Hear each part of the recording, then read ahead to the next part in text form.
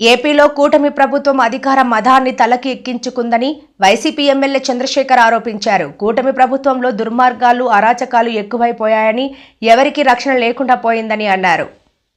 ఏ విధంగా న్యాయ వ్యవస్థల్ని, రాజ్యాంగబద్ధమైనటువంటి చట్టాలని తన చుట్టాలుగా మార్చుకొని అక్రమ కేసులు బనాయించి తప్పుడు కార్యక్రమాలు ఈ కూటమి ప్రభుత్వం చేస్తుందో స్పష్టంగా అర్థమవుతుంది. ఈ విధానాన్ని వైఎస్ఆర్సీపీ తీవ్రంగా ఖండిస్తుంది. వల్లభనేని వంశీ గారిని అరెస్ట్ చేసినటువంటి విధానం, వారి భార్యని అవమానపరుస్తూ వారి భార్య ప్రయాణించేటటువంటి కారులో పోలీసులు వచ్చి కూర్చొని వారిని రకరకాల పోలీస్ స్టేషన్లకు తిప్పినటువంటి విధానం, ఇది చాలా జూచ్చాకరంగా ఒక ప్రభుత్వంలో ఉన్నటువంటి వ్యక్తి ఎంతకైనా దిగజారొచ్చా, చట్టాలని అడ్డం పెట్టుకొని ఏ విధంగా అయినా చేయొచ్చా అని చెప్పటానికి ఇది నిలువెత్తు సాక్ష్యంగా మనకు కనపడుతుంది. నిజంగా తెలుగుదేశం పార్టీ ఆఫీస్ మీద గొడవ చేశారని 94 మంది మీద ఏకంగా వైఎస్ఆర్ కాంగ్రెస్ పార్టీ కార్యకర్తల మీద, నాయకుల మీద, వల్లభనేని వంశీ గారి అనుచరుల మీద కేసులు కట్టడం, 44 మందిని జైళ్లకు పంపటం, ఇంత చేసినా కానీ వీళ్ళ రాక్షస తత్వానికి సంతృప్తి చెందల. ఎలాగైనా కానీ ఈ వచ్చేటటువంటి వ్యతిరేకతని, ప్రజా వ్యతిరేకతని డైవర్ట్ చేయాలి. ప్రతి నెల ఒక సెన్సేషన్ కేసుని క్రియేట్ చేయాలి. ఆ క్రియేట్ చేసి ఆ కేసులోనే ప్రజల యొక్క అటెన్షన్ని డైవర్ట్ చేయాలి. ఇది వారి పన్నాగం కాబట్టి పక్కా ప్రణాళికతోటి ఒక్కొక్క నెల మీరు గమనించినట్లయితే ఒక్కొక్క నెల ఒక్కొక్క కేసు. ఈ కేసులు పెడుతుంది ఎవరి మీద? కేవలం వైఎస్ఆర్ కాంగ్రెస్ పార్టీ నాయకుల మీద, సానుభూతి పరుల మీద. ఇవాళ ఈ రాష్ట్రంలో తెలుగుదేశం పార్టీ నాయకులు వ్యవహరిస్తున్నటువంటి తీరు, జనసేన నాయకులు వ్యవహరిస్తున్నటువంటి తీరు, చట్టాలను వారు ఉల్లంఘిస్తున్నటువంటి విధానం, పోలీస్ వ్యవస్థని వారి జేబు సంస్థగా మార్చుకుంటున్నటువంటి తప్పుడు సంస్కృతి ఒకటా రెండా ప్రతిరోజు నిత్యకృత్యంగా మారిపోయాయి. ఏలూరులోని ఒక పెళ్లికి అటెండ్ అయినటువంటి అబ్బాయి చౌదరి గారిని, వారి అనుచరుల్ని ఎవరైనా ఒక బాధ్యత కలిగినటువంటి, ఒక హుందాతనం ఉన్నటువంటి, ప్రజాస్వామ్యానికి గౌరవం ఇచ్చేటటువంటి వ్యక్తి అయితే ఆ చింతమనేని ప్రభాకర్ అనే వ్యక్తి అలా మాట్లాడతాడా?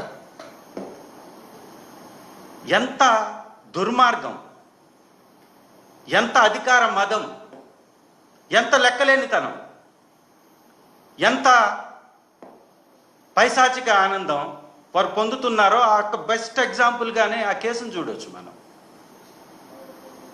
ఏకంగా ఒక ఎమ్మెల్యే ఒక కారు దగ్గరకు వచ్చి బండ బూతులు తిడుతూ అబ్బాయి చౌదరి గారిని, అబ్బాయి చౌదరి గారి అనుచరుల్ని వీడియోల్లో కూడా దొరికినా కూడా మళ్ళీ తిరిగి వారి మీదే దాడి చేసి కేసులు పెట్టిస్తున్నటువంటి పరిస్థితి.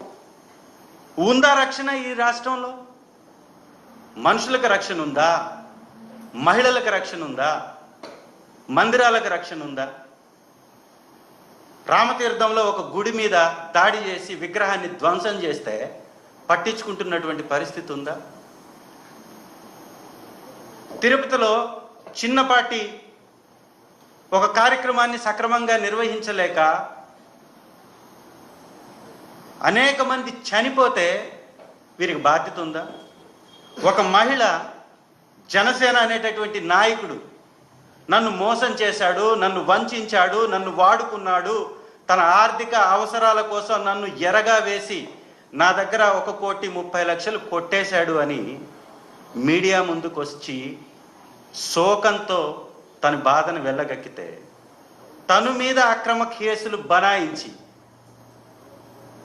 తనపై ఏ విధంగా అయితే ఆ కిరణ్ రాయల్ అనేటటువంటి వ్యక్తి భయపెట్టాడో, తన మాటల్లో నీ అంతు తేలుస్తాను, నీ సంగతి చూస్తాను, నీపై కేసులు పెడతానని ఏ విధంగా అయితే మాట్లాడాడో అదే విధంగా పక్కా ప్రణాళికతోటి ఆ ఆడబిడ్డని పక్క రాష్ట్రం యొక్క పోలీసుల్ని పురిగొల్పి తీసుకొచ్చి అరెస్ట్ చేయించినటువంటి విధానం. అంటే ఎటుపోతున్నాం? ఈ రాష్ట్రంలో అధికారం మీ చేతిలో ఉంది కాబట్టి కక్ష సాధింపుల కోసం రెడ్ బుక్ రాజ్యాంగం పేరుతోటి రక్తపాతం సృష్టించటమే మీ యొక్క పరిపాలన. చంద్రబాబు నాయుడు గారు పదే పదే ప్రెస్ మీట్లు పెడతారు. ప్రెస్ మీట్లు పెట్టి హుందాతనం గురించి మాట్లాడతారు, ఒక పటిష్టమైనటువంటి నాయకత్వం గురించి మాట్లాడతారు. అయ్యా చంద్రబాబు నాయుడు గారు, మీరు చెప్పేటటువంటి మాటలకి మీరు చేసేటటువంటి పనులకు పొంతనుందా? ఈ రాష్ట్రంలో కక్ష రాజకీయాలకి తావే లేదన్నటువంటి మీరు కక్షలనే కర్తవ్యంగా మార్చుకుంటున్నటువంటి విధానం, ఒక అసత్యపు ఫ్యాక్టరీలని క్రియేట్ చేసి వైఎస్ఆర్ కాంగ్రెస్ పార్టీ మీద దాడి చేయడానికి ఉపయోగిస్తున్నటువంటి ఈ సంఘటనలు,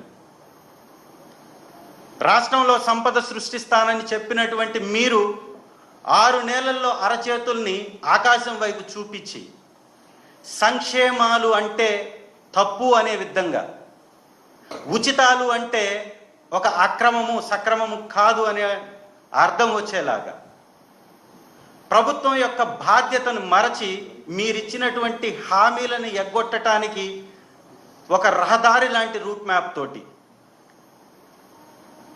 ఒకవైపున మీరు సంపద సృష్టించకపోగా, ఒకవైపున ఉచితాలు ఇవ్వకపోగా, ఆర్థిక పరిస్థితి మందగమనంలో నడిపిస్తూ సంపదను సృష్టిస్తున్నటువంటి రైతు ఏదైతే కష్టపడి పండించాడో ఆ సంపదను కూడా ఆవిరయ్యేలాగా మద్దతు ధరలు కూడా ఇప్పించాలని అసమర్థ నాయకత్వాన్ని మీరు ప్రదర్శిస్తూ ప్రజల్లో వచ్చేటటువంటి వ్యతిరేకతని అడ్డం పెట్టుకొని ఆ వ్యతిరేకత నుంచి పక్కదారి పట్టించడానికి ఇలాంటి తప్పుడు కేసులు.